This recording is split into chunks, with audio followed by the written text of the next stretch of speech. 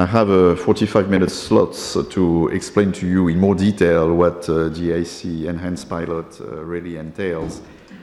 Since I don't exactly know at which level of information you are all, I will try to concentrate really on the major innovations, but if they are, of course, we'll have the opportunity to have a questions and answer, and if there are certain things that are of more interest of you and that I've went through too fast, I will spend more time, but you will understand that this depends a bit on your interest. So, like it was explained by Signe this morning, I will basically summarize again what we're trying to do here with this European Innovation Council Enhanced Pilot. So it's basically two main new funding instruments, funding and financing instrument. On one side, the Pathfinder pilot, which would be allocated about 845 million over a 3-year period, and that we can finance approximately 250 projects. This will be in terms of the program today, Horizon 2020, the instruments called FET Open and FET Proactive, Future and Emerging Technologies. It's grant-only instrument, and we are looking here at the technology readiness levels of projects that are relatively low and are mostly, therefore, research projects in a more traditional sense of what usually the framework program at European level finances. On the other side, we have the Accelerator Pilot, which is basically a repackaging of a number of instruments that exist under H2020, mainly the SME instrument phase 2, of which many of you are probably familiar, and also another one which is called the Fast Track to Innovation. The novelties, we have introduced not only the possibility to apply for grant only, but also the possibility to apply for grant and equity participation in the company. This equity participation will be taken by the European Union. So the Commission, the European Commission, acting in behalf of the European Union, will take this equity participation and, of course, will invest in the companies that are willing to apply for it. Both of them aim at trying to identify breakthrough and disruptive innovation. That's for the Pathfinder. And on the Accelerator side, help the beginning of the scaling up of those breakthrough and disruptive innovation. Those instruments will be flanked by a number of additional elements. First of all, coaching, mentoring, and business acceleration services for all SMEs, either those applying to the and successful to the Pathfinder pilot or the Accelerator pilot, all the soft skills development that are needed when you particularly move from the world of research to the world of business. And then we'll have a number of Horizon prizes and support action worth about 50 million euros.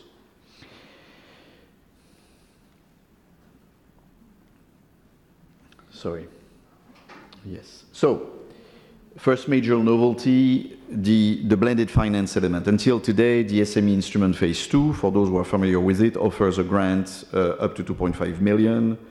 As of the 5th of June, a call will open that will close, the first cutoff will close the 9th of October. You will see the dates in a minute. And there, the Commission will offer the possibility of asking for an equity participation combined with a grant. So again, a combination between 2.5 million grant and up to 15 million in equity. This is, of course, a purely bottom-up call, and it's a purely optional element. So in other words, if companies want to continue to apply just for the grant part, they are free to do so. If companies want to complement their application for grant with an application for an equity participation in order to have access to this potential up to 15 million equity participation, they can do it as well. We, of course, aim here at innovative SMEs with the potential to scale up. We will, another novelty that I explained earlier also today during the panel is the introduction of the program managers. The program managers will be aiming at developing a more flexible and proactive management of projects, in particular in portfolios. This is what I try to explain, this agile management of project. Here the idea is that we will recruit about 3 to 5 program managers that will follow projects on the Pathfinder side, so on the side of advanced research. The idea here is to have a very, I would say, qualitative break with the way we are managing projects today by recruiting professionals with visionary thinking in the areas that you will see are the area of concentration of the Pathfinder. And then we are in the process, as it was shown in the presentation of Signe this morning, in the process also of selecting a so-called EIC advisory board, at least pilot EIC advisory board. Here, the idea is to have a number of 15 to 20 entrepreneurs, investors, individuals, building startup communities, innovative researchers and academics working on innovation policy. And here is this expert group will help us do a number of things, develop the pilot in 2019 and 2020, enhance innovation ecosystem, and basically foresee the overall strategy, in particular, for example, identify potential regulatory bottlenecks and so on. The Commission, the call for the recruitment of these people has closed, and we are now busy reviewing what we have received for a possible decision in the coming weeks. So now let's turn to the first instrument, which is the Pathfinder pilot. So again, here, grant only, and we aim at supporting researchers, innovators, innovative companies with ideas relating to future and emerging breakthrough technologies. So to make it short, we're aiming in particular at so-called deep tech companies, those that have a very strong technological content, and that are pushing basically the technological frontier. Usually this is done, and this is of course a prerequisite here in the context of this Pathfinder pilot, at collaborative projects.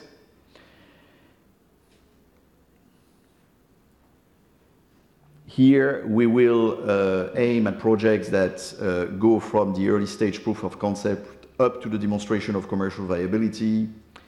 They will be helped, like I said, by program managers. They will have access to business acceleration services, and they may also bridge into the so-called transition activities that I will mention in a minute.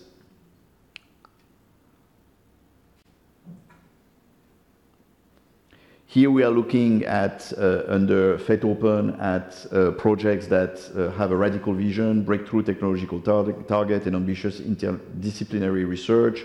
It's a bottom-up and continuously open call. We are looking at a 15-page proposal and up to 3 million funding, with a consortium of minimum 3 partners from 3 EU member states or associated countries.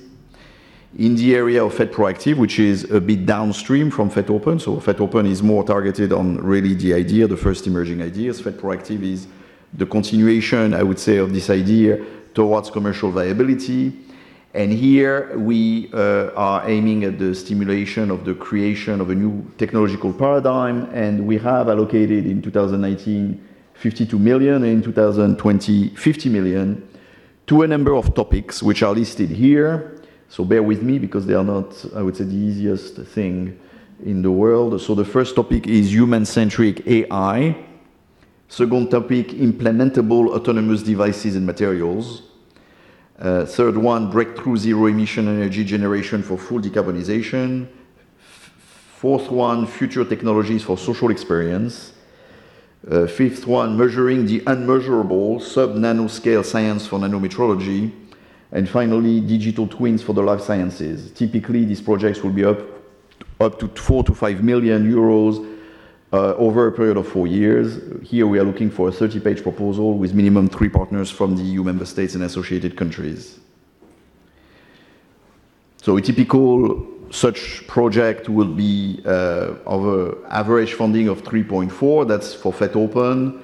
A number of partners in the project will be about 6, and the average project duration is 41. Here you see a bit the type of project we usually support. They tend to be, for 83% of them, delivering very innovative results. Usually the collaboration is also innovative, at least for 66% of the cases. And the word that is very important, serendipity, which means that a lot of what is coming out of this project is actually unplanned. So a lot of the role of the program managers will be to follow these projects, to accompany them, their evolution, as often researchers start out on one idea and eventually end somewhere else. And this is, of course, where we would like to be able to be partner to such projects in order to accompany them in their evolution. On FET Proactive, I would like to highlight also another topic, which is environmental intelligence, that will stimulate the emergence in Europe of a new paradigm of environmental intelligence with two complementary subtopics on new technique for creating and using dynamic model of environmental evolution and radically novel approaches to resilient, reliable, and environmentally responsible in situ monitoring. We have 18 million available in 2020. These projects will be up to 4 million and up to 4 years. Again, 30-page minimum proposal with 3 partners from EU or associated countries. And then these instruments are complemented by a number of complementing initiatives. The first one is the so-called Innovation Launchpad, which basically pick up the successful projects that I just mentioned under FET Open and FET Proactive, and basically is aiming at turning results from FET funding projects into genuine societal and economic innovations. Here we are talking about very, very small add-on, about 0.1 million over 18 months. It could be a sole applicant, and here the idea is to help the sole applicant or part of a consortium to develop market analysis, business case, technology assessment, or intellectual property. So the idea here is to provide a kind of an add-on in order for the project to move towards the creation of a company or commercialization. And we have also put in place what we call a transition to innovation activities, which is kind of a similar topic, which is helping bridge towards the stage of commercialization. But here we are talking about a larger research project which can last for 24 months and will have 1 to 2 million euros available, but it is limited to those topics that are mentioned here: micro and nanotechnologies, artificial intelligence and advanced robotics, technology for the life sciences, health and treatment, energy technologies, and interaction technologies. So that's what I could tell you for the Pathfinder. You have here the cutoffs. This information is, of course, available on the website. And if you have further questions, I can attempt to answer you now. But most likely, if I'm not able to answer you, we can come back to you in due time if your question is too technical. And then finally, on the evaluation criteria, you have the award criteria that decide I would say, how the projects are being ranked. Of course, always excellence, impact, and quality and efficiency of implementation, but a difference weighting. Time to inform is 5 months, and time to grant 8 months if you're successful. So that's for the Pathfinder. And let me turn now to the Accelerator Pilot. So here, the great novelty of this Accelerator Pilot that opens on the 5th of June is the introduction of the concept of blended finance. So grants, but also the option to ask for an equity participation that can bring the overall amount of support to up to 17.5 million. Here, we aim at bridging the financing gap between late-stage innovation activities and market take-ups, the famous second valley of death. There is a first one between the original idea and the advanced research. This is the second one when we are trying to bridge between the idea emerging from advanced research towards market take-up. So we're building here on what we have done under the SME instruments. So we continue to aim at individual SMEs with high risk but also high growth potential, aiming at creating new markets. And here the idea is to try to motivate, to find substantial funding. It will be administered like today, the SME instrument, as a bottom-up, all sectors, products, services, and new business model.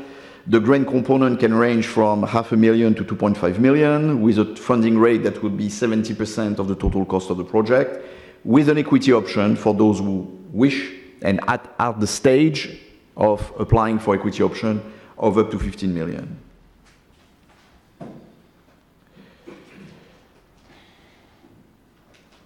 It is important that, of course, the idea here is that the grant part should accompany early stage innovation for development. So in other words, we're still covering with the grant the market and development cost that normally the market is not expected to cover.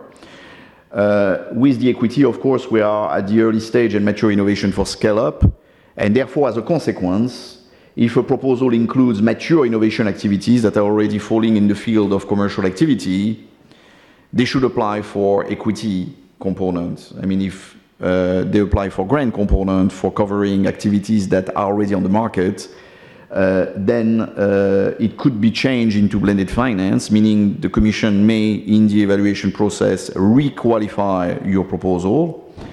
But, of course, we can only do that with your approval.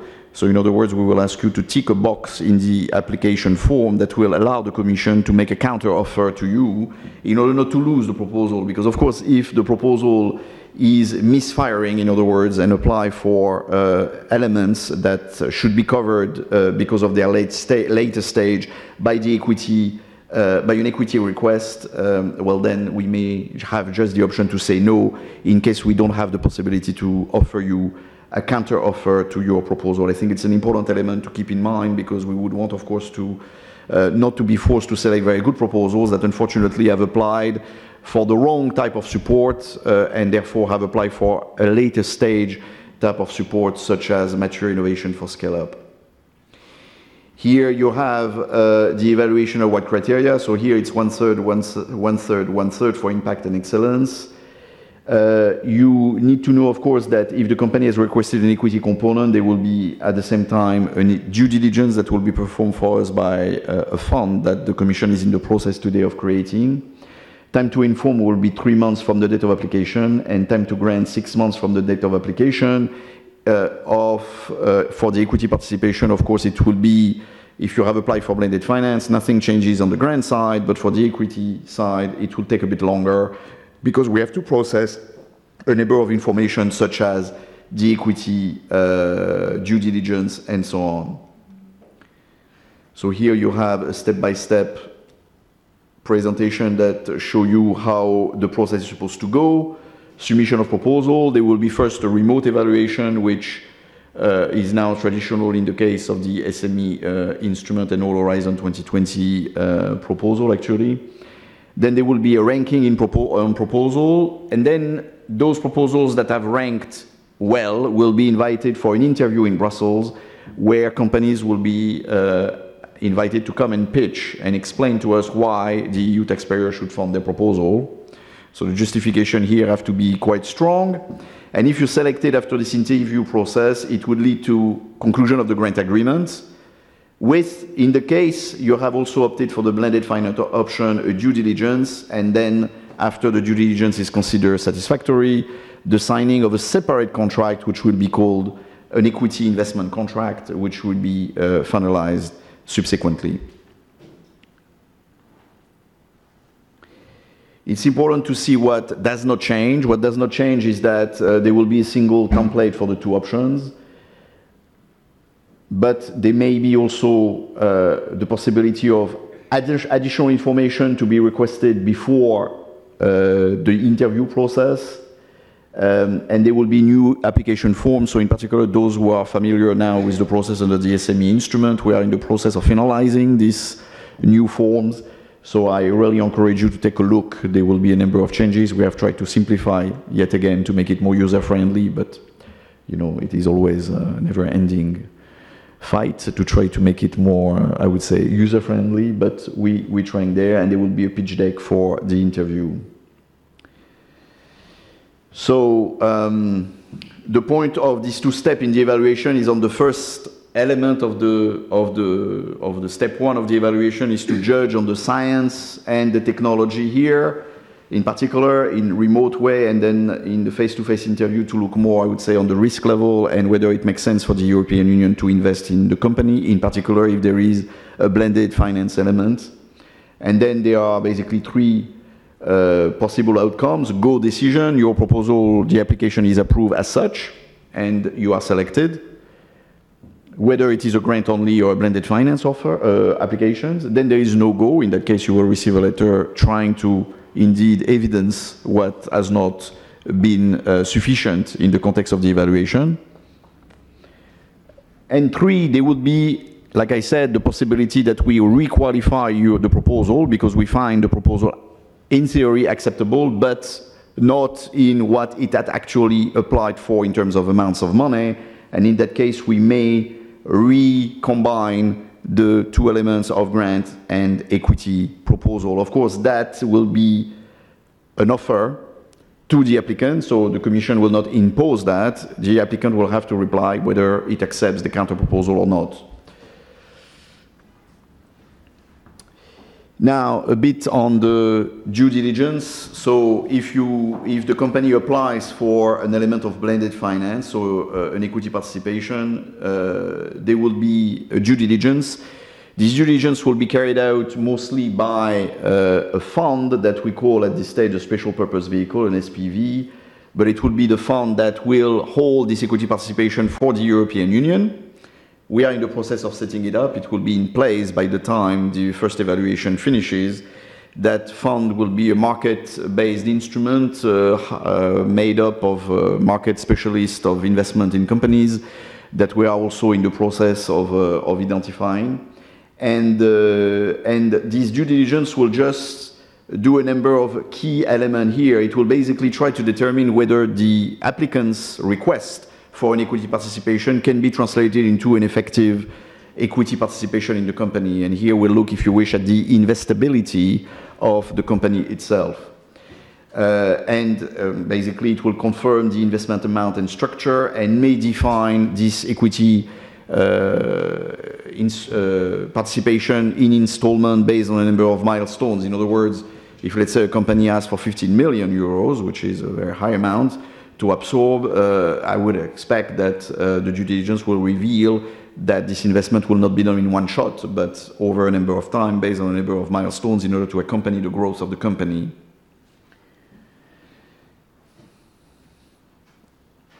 It's important to see that, of course, here we are not in the business of replacing the private sector. So the companies that can apply and will be successful in applying will have to convincingly show us that, well, they tried with the market, but the market, for reasons of the high-risk nature of what they're doing or the stage at which they are doing, there is no investor on the market today ready to invest at reasonable terms. It's an important point.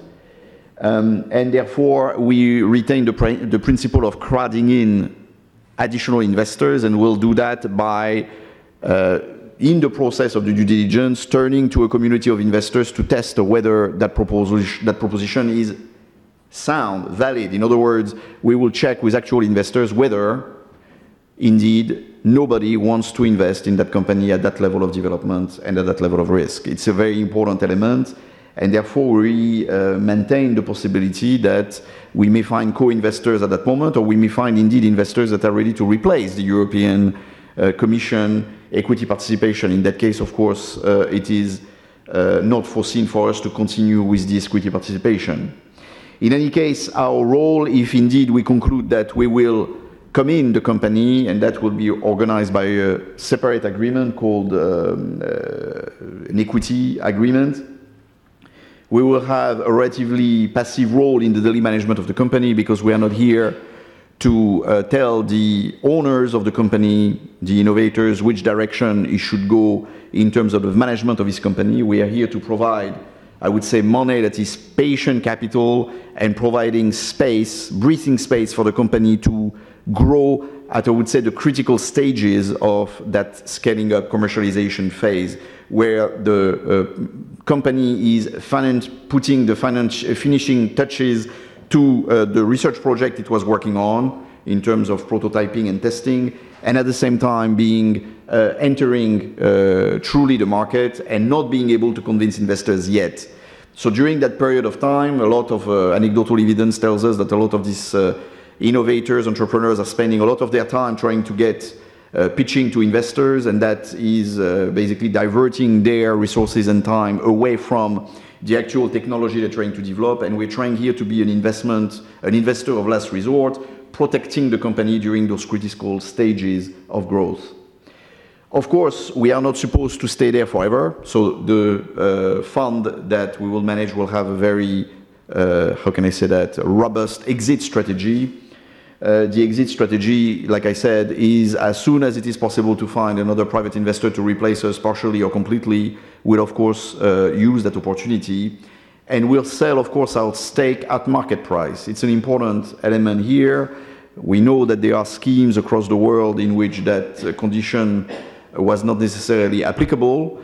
But here, of course, if we sell back to the owner the stake at the price at which we bought it, and the innovation is successful and the company starts to have a very significant upside in view of the significant future rounds of investment, then it would be a detriment for the EU taxpayers if we were returning that stake at the price at which we bought it, so we'll have to sell it at market price. But of course, all this will be done in negotiation with the owner of the company and not in a way that would be, I would say, imposed on the owner in the company. Here you have the cutoff date. So the last cutoff without the blended finance option will be the 5th of June. So up until the 5th of June, meaning we are now a week away, you can only apply for grant only. So SME instrument phase 2, traditional way. And opening on the 5th of June, we have a number, we have 5 cutoff dates that will open in 2019 and 2020 for the possibility of applying for grant only or blended finance with the amounts that were explained earlier. For those familiar with the fast track to innovation, nothing much changes there. So basically, it's a kind of a grant-only offer that is open to consortia of 3 to 5 entities from 3 EU associated countries up to 3 million. You have here the cutoffs. Then an important element is the business acceleration services. So here, coaching, mentoring, the EIC Community Platform, and a number of access to networking events, such as corporate days where companies meet large corporations as potential investors. Those will be open to SMEs that will be selected and part of our portfolio of companies for both the Pathfinder and Accelerator. Here you have a success case. I don't know exactly to which much you want me to get into those type of examples.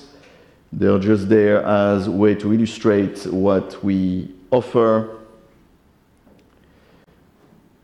Same thing for the FTI here.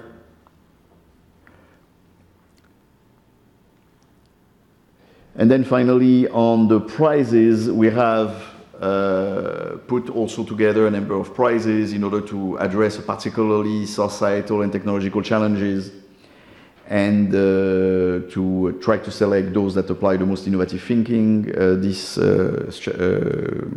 prizes have been in operation for quite some time, so here again, not very much change.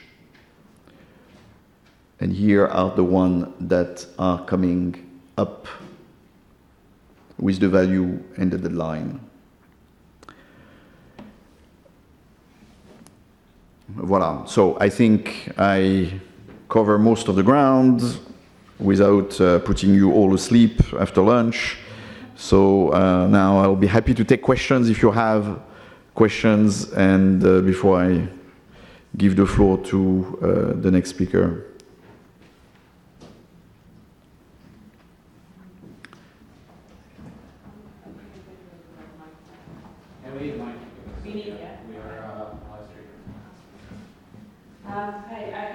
Regarding the EIT. So EIT. So EIT, yes.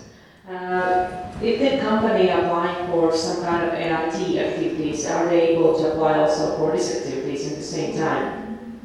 Yes.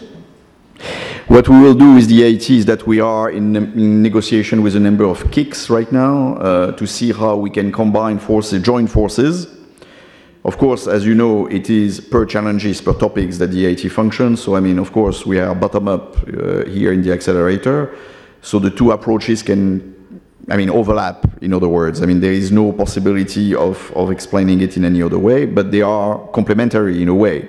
So let's say with the InnoEnergy KIC, we are discussing right now how this can be combined. In other words, those companies that are operating in the field of the InnoEnergy KIC could be offered the services that this KIC are offering to their companies when they have applied successfully to the EIC Accelerator under certain conditions. But again, companies will be able to decide for themselves whether they want to apply.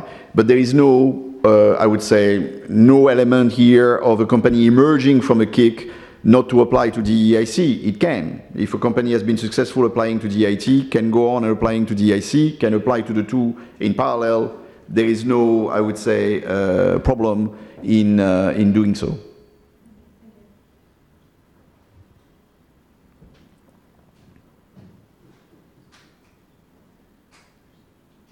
Any other questions?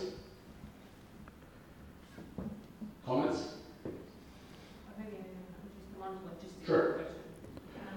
About Accelerator, is it then also the physical place where the startup is hosted, or it's more virtual? No, it's not a physical place. No, because the view here of the EIC is that, like it was explained by Signe, because we spent quite a bit of time this morning on this issue of the ecosystem, those ecosystems across the European Union are quite diverse at national, local, regional, municipal, sectoral, industry-based.